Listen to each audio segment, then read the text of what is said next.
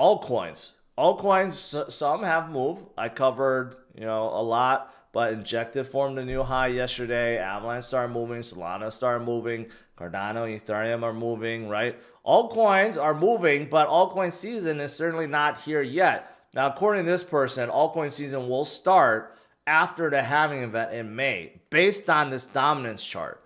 I don't know about that. I've always said I don't know if you can chart dominance, Bitcoin dominance, because if we're getting billions upon billions from the ETFs every single day, is the Bitcoin dominance really going to go away?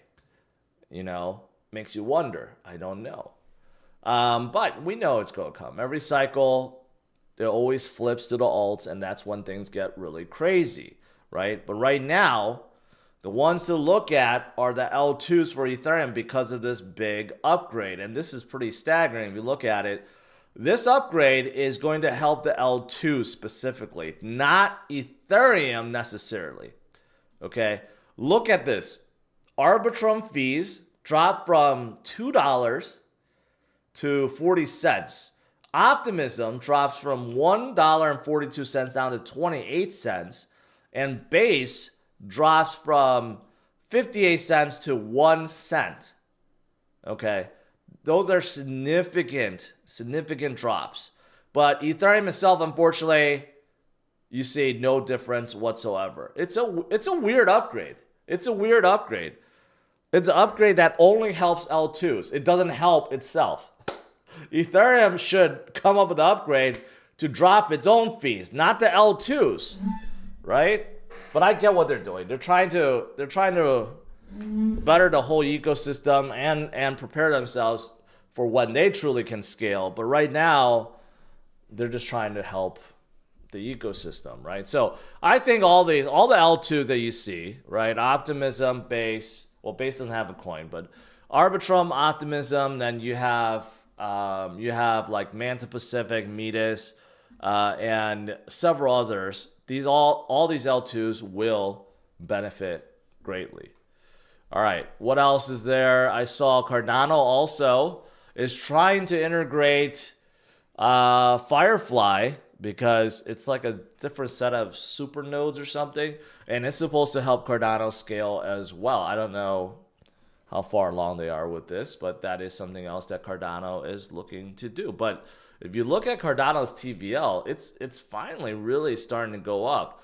Cardano's TVL, total value locked, has been pretty low, relatively speaking, versus the market cap. But now it's starting to climb up bigger and bigger and bigger. So overall, that's pretty darn good. Injective. Why did Injective make an all-time high? Well, right now, I don't know if you guys paid attention. Ethereum fees are sky high. When I try to send Ethereum, it's really ridiculously high. When you try to buy anything, it's high, right? So you got a lot of L1s that are benefiting. L2s are going to benefit soon because there's a big Decun upgrade that's coming. But you have a lot of other L1s like Injective that are just doing really well. They broke out. They're in their 50s now. They have formed an all-time high. Whales are accumulating. And not only that, they are just doing a whole lot of stuff. Okay? A whole lot of stuff. They have an in-EVM, okay, which enables Ethereum developers to build dApps. Okay? And they support Cosm WASM, which is like the development language within Cosmos. So they support both. And they're also working on one where Solana devs could also come into Injective as well. They have actually a big partnership with Solana too, with their name service. But there's a lot of stuff happening, a lot of bridges happening, right? They have a new standard, CW20 standard. They have their own meme. They have a whole bunch of stuff going on. And they, of course, have a lot of transactions. 500 million on-chain transactions, right? I've talked about Injective quite a lot in the past. They were one of the top performers in 2023, only failing to beat Bonk, which was absolutely crazy. But this year, they start out slow. Now they're picking back up. All-time high already. They keep shattering their previous all-time high. So absolutely fantastic project. I think they will continue to do well in this cycle. Now, the other L1 is, of course, Solana. And I talk about Solana quite a bit. They're hovering around 150, right? And, of course, they're dubbed Ethereum killer. You have a whole lot of games, NFT projects, dApps. They're moving from Ethereum to Solana. There's a ton of them, and more will be doing so in the future. Of course, they're also leading in memes. A lot of you guys know about these memes. You have FOMO'd into them, and I have bought some into them too, but their volume is just exploding. They're also doing a lot of airdrops with a lot of their projects, right? And of course, all-time high with addresses as well. And they got their phones, they got everything, right? So 2 major L1 crypto altcoins for 2024 has to be Solana and Injective. Doesn't mean that they're absolutely best or will be the best performing, but I do think there is a lot going on with those 2. Coinbase just announced they're going to offer $1 billion worth of convertible notes. Do you know who they got this idea from? Well, Michael Saylor. Michael Saylor just sold, what, $800 million? $600, $800 million of notes. And guess what he did with it? Buy a whole bunch of Bitcoin. What do you think Coinbase is going to do with this?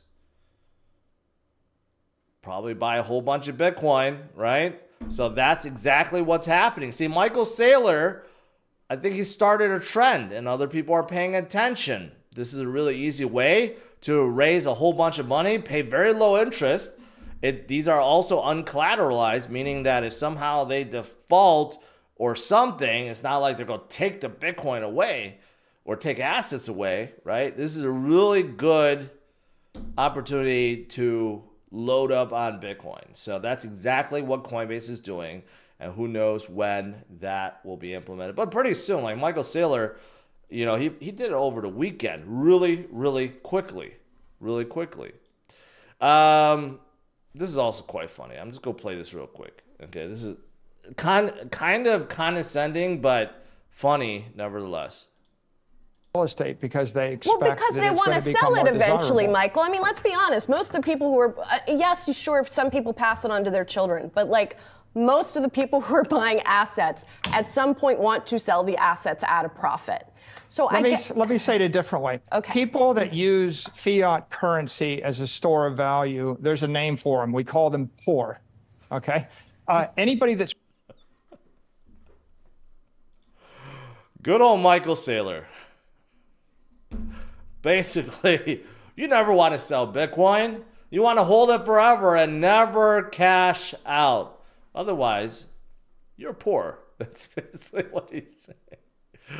Anyways, it's not just Michael Saylor that's so bullish. Today, people realize that Drake also is posting Michael Saylor on his IG. This was posted on his IG, okay? Not something normally you would see on his IG page. Not that I would know, because I'm guessing because I don't follow Drake. But, you know, when Drake is posting Michael Saylor interviews, that's when you know FOMO is real, okay? So obviously this is very positive. We're going to see more and more and more people and companies and institutions turn to Bitcoin this cycle. It's not going to stop.